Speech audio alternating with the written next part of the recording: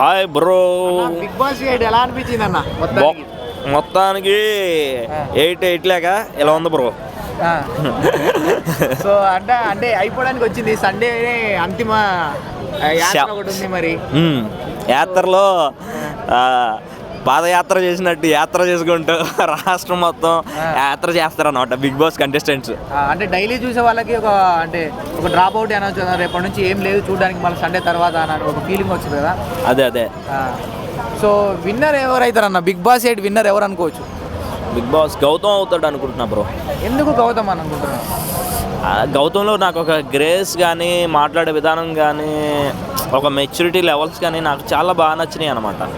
So ఒక టైంలో గౌతమ్ని నేనే ఎవడ రీడ్ అనుకున్నా, కానీ ఇప్పుడు నాకు ఎట్లా అనిపించిందంటే Gautam is the best in the house Bigg boss.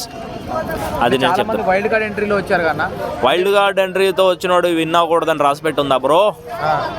అంటే ఏం నచ్చిందన్న గౌతమ్లో? అంటే చాలా మంది ఆల్రెడీ ముందు గేమ్ పరంగా బాగా నచ్చింది, ఓకేనా, మాట విధానం బాగా నచ్చింది.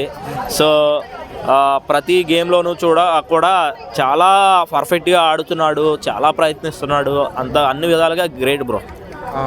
అంటే ఒక గ్రూప్ కలిసి గౌతమ్ని టార్గెట్ చేసినాయి, అయినా కూడా మనోడు ముందుకు వచ్చాడు. సో అది చూస్తే ఎలా అనిపించింది అన్న? అదే అంటున్నాను కదా, అందరు కలిసి కన్నడ వాళ్ళు ఇట్లా ఇది అది అంటున్నారు, కానీ అందరూ ఒకటే గౌతమ్ ఒక్కడిని చేసి పాపం ఇది చేస్తున్నారు.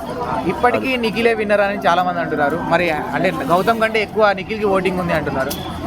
నిఖిల్కి ఉండవచ్చు బ్రో, కానీ యాజ్ ఏ విన్నర్గా వచ్చేసరికి ఖచ్చితంగా అయితే నేను అయితే ఒకటి చెప్తున్నాను, పక్కా విన్ అయ్యేది మాత్రం గౌతమ్ రాసి పెట్టుకోండి, బల్ల గుద్ది మరి చెప్తున్నాను. ఓకే, నిఖిల్కి ఎందుకో అంటే మీరు ఓటేది అంటే విన్నర్ అని అనుకుంటున్నారు?